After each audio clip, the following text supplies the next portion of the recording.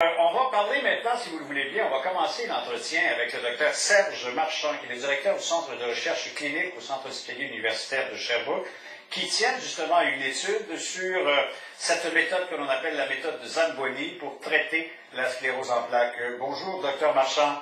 Bonjour. Dites-moi, docteur Marchand, j'ai plusieurs questions. Avant de parler de votre étude, avant de parler de ça, expliquez-moi pourquoi, et je peux bien parler à Zamboni qui me dit, écoutez, on a un protocole, c'est un projet pilote, qu'on puisse, dans près de 40 pays, bien qu'on en soit qu'à cette étape-là, donner le traitement, donc faire naître des espoirs dans la population atteinte de sclérose en plaques. Qu'est-ce qu'il y a là, la Bulgarie qu'on n'a pas? Qu'est-ce qu'il y a à Albany, New York qu'on n'a pas? Oui, c'est ça, mais c'est toujours le même principe. Hein? C'est-à-dire il y a deux possibilités dans la vie. Il y a la possibilité de dire on va être très prudent, ça va être très long, donc on va aller lentement. Puis il y a la possibilité de dire on va être un peu moins prudent, on va aller un peu plus vite, ou on ne sera pas prudent, on va aller très très vite. Quand on a seulement une étude pilote, puis qu'on fait une intervention qui est quand même chirurgicale, hein, c'est une procédure quand même où on essaie de réinstaller la vascularisation ou de changer la vascularisation, on veut quand même être sûr, avant de se lancer là, que c'est efficace. Alors, on ne peut pas se fier à une seule étude pilote pour tout faire ça. Mais vous savez, chacun décide chez lui à quelle vitesse il veut aller, en fin de compte, et le risque qu'il est prêt à prendre. Mais nous autres, là, mettons, quand on joue aux cartes, des fois, pour 500, on dit tu joues fessier, tu sais, t'as de grosses mains, ça va bien, mais t'oses pas y aller. Est-ce qu'on est un petit peu fessier, nous autres, médicalement? Ça se peut qu'on soit un peu fessier médicalement, mais même quand on est fessier médicalement, il nous arrive de faire des erreurs, comme on a vu avec certains médicaments qui ont été mis sur le marché, qui avaient pourtant eu plein d'études et qui ont eu des effets délétères après. On s'est retrouvé avec des gens avec des troubles cardiaques.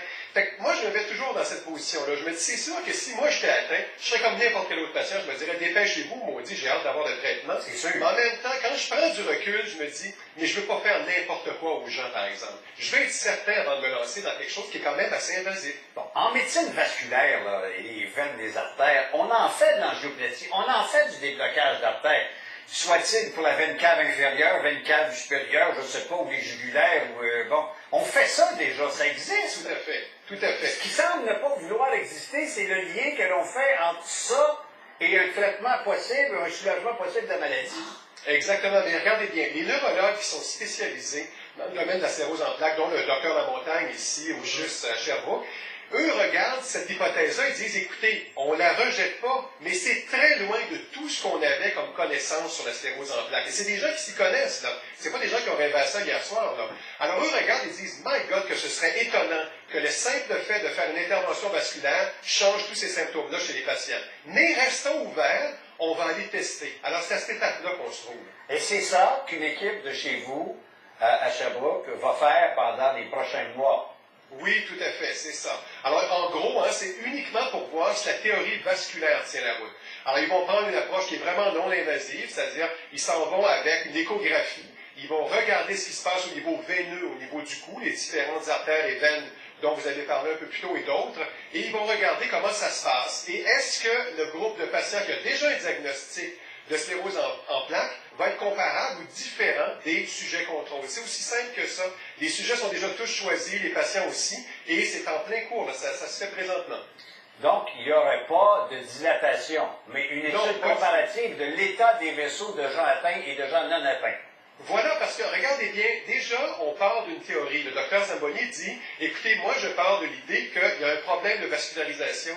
Mais avant d'aller plus loin et d'opérer selon nous, il faut se dire, est-ce qu'il y a vraiment un problème de vascularisation? Est-ce qu'on le retrouve quand on fait nos études? Si la réponse est oui, là, ça vaudra la peine d'aller une étape plus loin. Mais on n'est pas les seuls. Là, il y a des équipes, il y a 7 ou 8 équipes au Canada et aux États-Unis qui sont en train de faire des études différentes. Et j'entendais dans la traduction du docteur Zamboni qu'il y a des études qui se font en Europe aussi. C'est une très bonne nouvelle en soi. Mais en vous et moi, là, je veux bien, moi, qu'on sache s'il y a obstruction ou pas des canaux, mais par l'autre bout de la lorgnette, par celui du patient, qui lui se sent amélioré, qui lui dit, écoute, j'avais une canne, j'en ai plus, je voyais mal, je vois mieux, j'écrivais pas, j'écris, On est toujours même pas à Medjugorje, on n'est pas dans les Oui, villages. absolument. Et quand on entend ça, vous savez, généralement, ceux qui viennent et qui nous parlent, c'est ceux chez qui ça a fonctionné. Mettez-vous dans la peau de celui qui a payé le billet, est allé repérer là-bas, il s'est pas opéré, rien, puis il dit, maudit, ça marche pas. Ben, vous n'entendrez pas beaucoup parler. Parce que c'est un peu décevant, hein, puis en plus, on se sent mal d'avoir fait tout ce mouvement-là. Alors, on entend parler surtout ceux chez qui ça a fonctionné. Moi, je vais vous donner une autre étude qui a été faite. Dans le Parkinson, il y a des gens qui mettaient une aiguille qui allait jusque dans la substance noire. C'est dangereux, ça. C'est quoi la C'est substance noire? C'est une substance qui est dans le cerveau, près du tronc cérébral. Et cette région-là, c'est une région où il n'y a plus de dopamine. Alors, c'est pour ça qu'ils ont les problèmes de Parkinson. Alors, l'équipe, ce qu'ils faisaient, c'est descendre une aiguille, puis elle injecter des cellules souches dopaminergiques. Donc, ces cellules-là devenaient des cellules dopaminergiques en relâchant. C'est quand même invasif, hein? Oui. Alors, il y a un groupe, ce qu'ils ont fait, c'est qu'ils ont vraiment injecté les cellules et l'autre groupe n'ont pas injecté. Et ils ont mesuré, ils ont demandé à des gens qui étaient complètement aveugles à l'étude de voir les effets moteurs, l'amélioration. Devinez quoi? Ben, c'était comparable dans les deux équipes. Donc, ça veut dire que même chez ceux qui n'ont pas eu l'intervention, on a trouvé des améliorations vraiment incroyables. C'est l'effet placebo. C'est l'effet placebo. Et l'effet placebo, ça ne veut pas dire que les gens sont fous. Ça veut dire que les attentes très élevées face à un traitement, surtout dans des maladies où il y a des augmentations, des plateaux, des diminutions des symptômes, si on tombe au moment où on était pour avoir un symptôme qui était relativement plat et qu'on s'améliore légèrement, c'est beaucoup mieux que si on tombe à un moment où on était pour avoir une augmentation. Alors, je pense qu'il faut rester prudent, mais je ne pense pas qu'il faut aujourd'hui dire ni ce n'est pas bon du tout, ni c'est très bon. Je pense qu'on est encore à l'étape de dire c'est suffisamment intéressant pour qu'on fasse de la recherche. Est-ce qu'on est devant une pensée magique ou s'il y a une base scientifique? Parce que moi, je veux croire au docteur Marchand, je veux croire au docteur Lamontagne, je veux croire au docteur Grondin, je veux croire en Pasteur, je veux croire en tout ce gang-là. Mais Zamboni, il n'est pas venu au monde de la dernière pluie non plus, c'est certainement pas un fumiste. Non, ben c'est ça, exactement. Puis Zamboni, lui, a vérifié, bon, c'est parti d'une... je pense, si je comprends bien l'histoire, c'est sa femme qui souffrait de la maladie. Il a vérifié au niveau musculaire, il a commencé là, donc il avait un intérêt personnel. Il a ensuite appliqué sur plusieurs patients, puis il a dit que ça va mieux. Mais moi, le nombre de fois où j'ai vu des études, où quand je comparais l'effet de mon groupe qui recevait le traitement versus le groupe qui ne le recevait pas, j'étais étonné de voir à quel point, dans certains cas, ceux qui ne recevaient pas de traitement avaient une amélioration quand même. Et comme je vous dis, ce n'est pas de la folie ou c'est pas parce que les gens miment, c'est qu'il se passe quelque chose pour vrai. Alors, il faut être capable de faire la différence entre cette intervention-là est vraiment basée sur ça, où il y a vraiment eu un bon contrôle, qu'on soit tous contents, hein? On dira, regarde, ça vaut la peine de le faire. Oui. Maintenant, je ne veux pas vous embarquer dans quelque chose d'administratif, puis de pièces, puis de scène, mais il y a des gens qui m'écrivent ici, puis qui me disent, notre grand problème ici pour recevoir l'angioplastie, qu'ils font à d'autres personnes pour d'autres maladies. Nous, on a la sclérose en plaques, puis on refuse ce genre d'intervention-là. C'est-tu pour des raisons budgétaires? On ne fait pas le Doppler pour les gens qui ont la sclérose en plaques nécessairement, alors que je dis, moi, que je fais du cholestérol, puis on m'en fait un, peut-être. Oui, mais c'est parce que dans votre cas, si vous faites du cholestérol, on a des études qui montrent que là, il faut aller voir ce qui se passe au niveau veineux, au niveau des artères. Tandis que dans le cas de la sclérose en plaques, ça vient de sortir. Ça reste une hypothèse à ce moment-ci. Alors, on va tout ouvrir, tout le monde, puis on va dire, écoutez, venez-vous-en, on va tous vous scanner pour voir ce qui se passe. Là, on va trouver certains patients avec des anomalies veineuses, puis on va dire, c'est donc ça qui explique votre sclérose en plaques. On va créer des attentes, on va faire une intervention, puis on va dire, non, on est désolé, ça ne fonctionne pas, vraiment désolé. Alors, je comprends, moi, je me mets dans la peau du patient, je comprends l'impatience. Mais en recherche, malheureusement, on ne peut pas jouer avec, ça a l'air être bon, on va y aller. Il faut aller un petit peu plus loin que ça. Puis on est parti, nous autres, à avoir des scénarios de films un peu. Tu sais, le gars qui cherche à gauche puis qui trouve à droite faire une erreur. Tu sais, il avait oublié le pilote de bonbon sur la table puis il s'aperçoit que ça fait des bébites.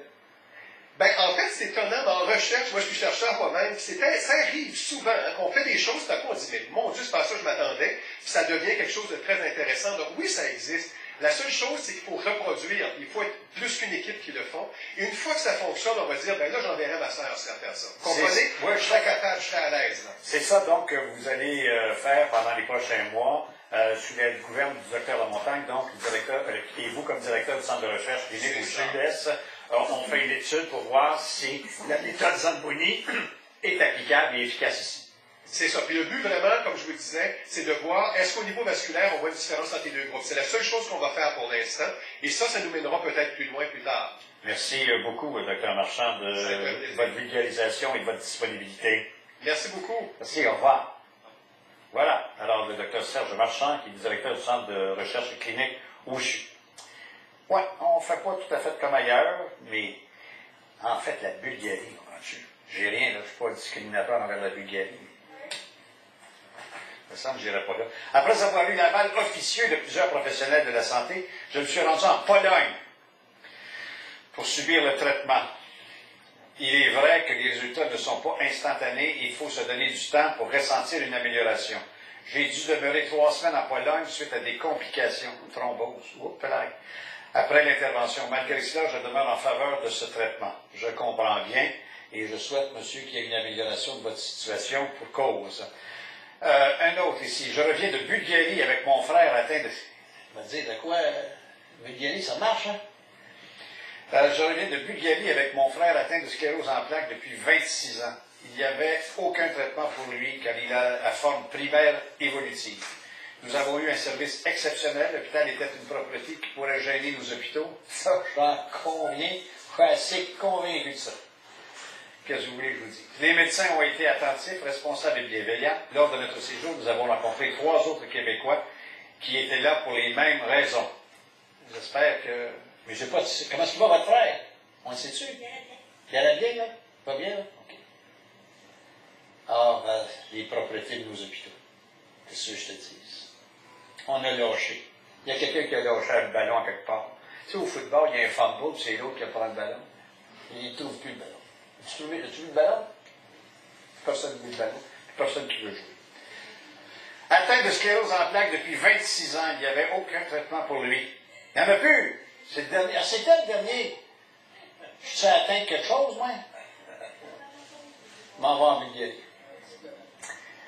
On revient tout de suite. J'espère que le monde scientifique va travailler, parce que les témoignages que j'ai entendus tantôt de Mme de Blois et de Mme Gélina, et le travail du Dr Zamboni, j'ai hâte de voir. J'ai bien hâte de voir. Il ne faut pas que ça tombe dans l'oubli. On revient après la pause.